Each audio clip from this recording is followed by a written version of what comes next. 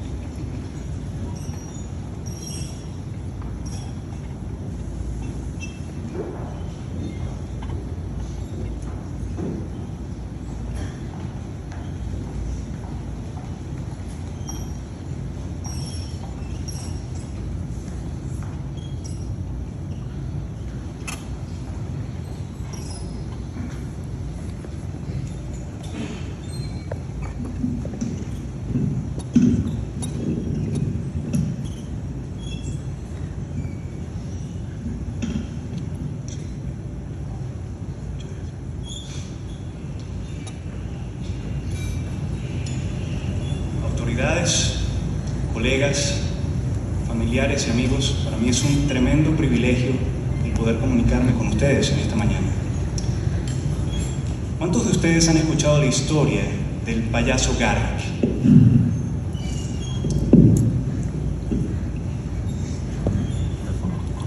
Me preguntaba, ¿cuántos de ustedes han escuchado la historia del payaso Garrick? Yo la escuché hace poco y, les soy honesto, me impactó muchísimo. El payaso Garrick es un actor del siglo XVIII, cuyas funciones llenaban todos los teatros debido a lo gracioso que era este sujeto.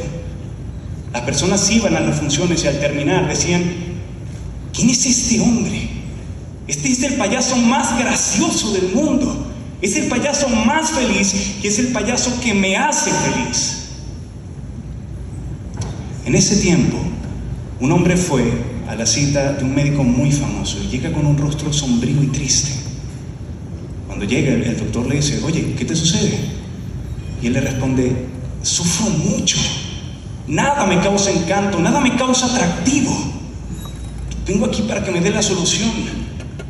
El doctor le dice: oye, pero ¿has intentado viajar? ¿Has intentado tener unas vacaciones? Eso resuelve todo regularmente. Justamente vengo de allí, doctor, y no ha sido corto el viaje. El doctor le dice: oye, pero ¿será que necesitas conocer una hermosa dama? Tú eres muy apuesto, hombre. Doctor, estoy casado y tengo hijos que me aman.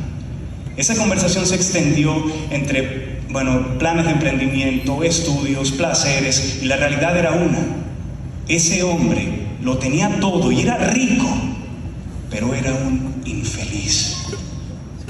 Pero este doctor no era famoso en vano. Le dijo una última cosa: lo tengo, ya sé lo que necesitas. Esta tarde se presenta el payaso Garrick acá en Inglaterra y no sé si has escuchado de este hombre, pero sus teatros y todas sus funciones colapsan de personas porque convierte sus tristezas en carcajadas. Todas las personas que van, que tienen noches negras, ansiedades, depresión, personas como tú, salen con una sonrisa de oreja a oreja. ¿Sabes qué? Tengo una entrada, yo te la regalo, me lo agradecerás. El hombre, con la mirada perdida, le contestó: doctor, yo soy el payaso Garrick.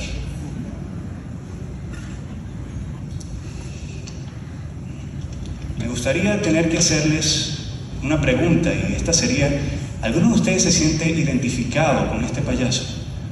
Pero la realidad es una: en un auditorio de estas dimensiones hay muchos que se sienten como el payaso Garrick. ¿Se han dado cuenta de que como seres humanos regularmente nos esforzamos mucho por alcanzar ciertas metas que parecen resolver ese conflicto? Tener una empresa exitosa, tener una familia funcional, quizás una pareja, pero todas nos dejan insatisfechos. Una vez las conseguimos, ya necesitamos otra más. Estamos directamente buscando, y muy probablemente hoy nos sentiremos así, muchos de nosotros. Esto de las metas, de las muchas metas, no es nuevo. Ha sido notorio en la historia de la humanidad que el hombre tiene muchísimas metas, pero hay un problema: carece de propósito. Muchas metas, ningún propósito. Pero ¿qué es un propósito? Pues yo he preparado para ustedes una ilustración para explicarles. Imaginemos que ustedes están sedientos y desean calmar su sed. Para ello desean servirse agua. Pero ¿a qué instrumento recurren para servirse esa agua? ¿A un vaso o a un colador? ¿Qué pregunta es esta? Obviamente un vaso. Pero ¿qué sucedería si convencidamente buscaran un colador? Seguramente se frustrarían, estarían gastando litros de agua y finalmente nunca podrían saciar su sed. Caerían en la más profunda frustración y la razón es simple. El colador no fue creado con ese fin.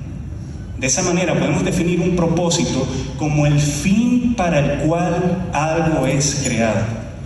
Un propósito es el fin para el cual algo es creado. El ser humano constantemente experimenta una frustración de esta naturaleza, pero no por un colador, sino consigo mismo, al abrazar como su propósito algo para lo cual no fue creado. Debemos aceptar que a menudo creemos que los logros son el único vehículo para sentirnos realmente plenos. ¿No es así? Pero quiero preguntarles a los profesionales, a las personas mayores que hoy nos acompañan, que ya han pasado por situaciones como estas, que quizás ya vivieron un acto como este. Hoy ustedes son verdaderamente felices. ¿Ya alcanzaron la plenitud? Seguramente me responderían, ese logro no fue suficiente. Piensen en el final de las vidas de muchas de las personalidades más exitosas de la historia. Por ejemplo, escuchen las siguientes palabras. Creo que las personas más tristes siempre hacen su mayor esfuerzo para hacer felices a los demás, porque saben lo que se siente ser absolutamente inútil. Estas son las palabras del afamado actor estadounidense Robin Williams antes de tomar la triste decisión de dejarnos en agosto de 2014. Y podemos preguntarnos, ¿su éxito no fue suficiente? Sus aclamadas actuaciones, sus números en el banco, todo, ¿no le satisficieron? La respuesta es evidente, no fue suficiente. Considera sus palabras absolutamente inútil. ¿Por qué inútil? Inútil es algo que no funciona para lo que existe. Inútil es el colador para beber agua porque su propósito no es retener líquido. Y lamentablemente, inútil será cualquiera que viva contrariamente a su verdadero propósito. Si hay algo que quiero que te cuestiones hoy, ¿estás viviendo tu principal y verdadero propósito? No hablo de tus metas, no hablo de lo que vas a hacer con este título, sino de tu propósito. ¿Para qué estás aquí? ¿Cuál es el fin para el cual el Creador te creó? Y para descubrir esto, inevitablemente debemos acudir al libro más conocido de la historia, a la Biblia.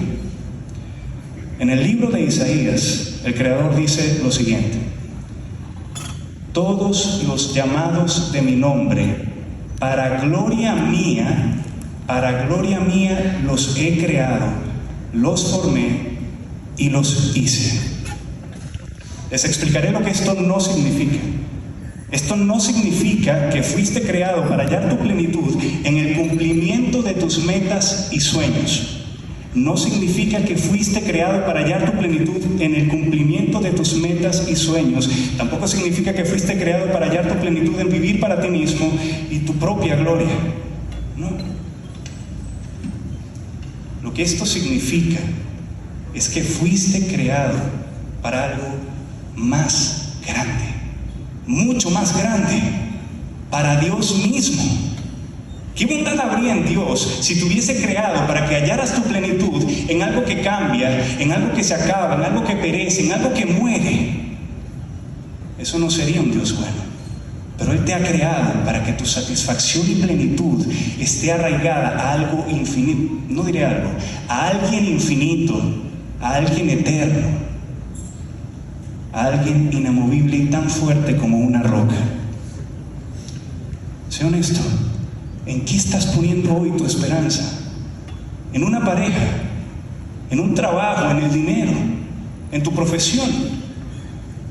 Con esto no estoy diciendo, deja la comunicación, deja la economía, deja la contaduría, no, vamos todos a la iglesia. No estoy hablando de eso.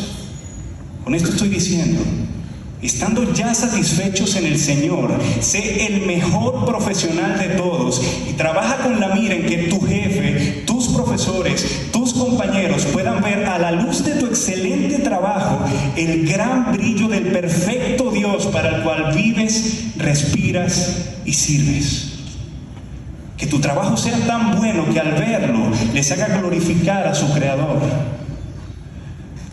Y amigos, aquí casi termina mi discurso. En esencia, la única manera de que te sientas satisfecho a la luz del propósito mismo para el cual fuiste creado es viviendo para la gloria de Dios. Yo lo veo así. Todo menos Dios es igual a nada. Pero nada más Dios es igual a todo. Todo. Dios es suficiente.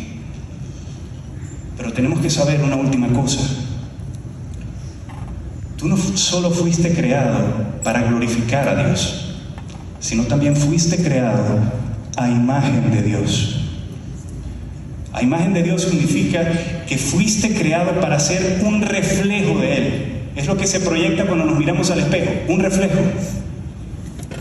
¿Qué significa ser un reflejo? Pues pensar como Él piensa, sentir como Él siente, amar como Él ama y también odiar lo que Él odia.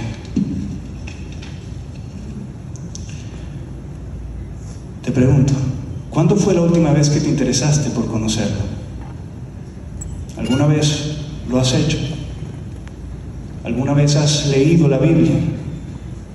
¿Piensas en Dios solo como alguien que trabaja para ti, que puedes buscar cuando necesitas su bendición? ¿Sabes? Eso que vemos allí. ¿Sabes realmente qué significa esa cruz? Yo estaba sentado allí ahorita y la miraba y decía, wow, pero es que esto es una imagen tan grotesca y estamos tan acostumbrados a mirarla que ya deja de serlo. Esa cruz significa que si Dios es justo, el hecho de que hasta hoy no hayamos vivido para su gloria conforme al propósito para el cual nos creó, trae severas y terribles consecuencias. Esa cruz muestra el odio de Dios hacia todos aquellos que no han vivido según su propósito. Pero esa cruz también expone el amor de Dios en dar a su único Hijo para que cargara sobre sí cada uno de los infiernos de quienes ponen su fe solo en Jesucristo y en su obra. Sí, quiero que con tu título levantes una Venezuela excelente que glorifique a Dios con su trabajo y éxito. Eso es un país fuerte. Pero más allá de eso, me preocupo y me preocuparé también por tu alma, por el destino eterno de tu alma. ¿Conoces a Cristo? A la luz de lo que hemos visto, ¿sientes pesar por la manera en que has vivido? Si es así, te animo, corre a Él, corre a Él. Y regocíjate en estas palabras de Jesús: todo lo que el Padre me da, vendrá a mí, y al que a mí viene, no le echo fuera. No le echo fuera. Mi mayor deseo con este discurso es que cuando te sientas como el payaso Garrick, devastado, angustiado, sin esperanza, conozcas el único camino para hallar esa esperanza. Dios bendiga a Venezuela y a esta generación de profesionales. Muchas gracias.